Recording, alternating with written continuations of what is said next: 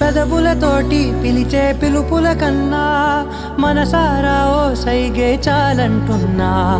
అడుగులతోటి దూరం కొలిచే కన్నా దూరాన్నే గుర్తించని పయనం కానా.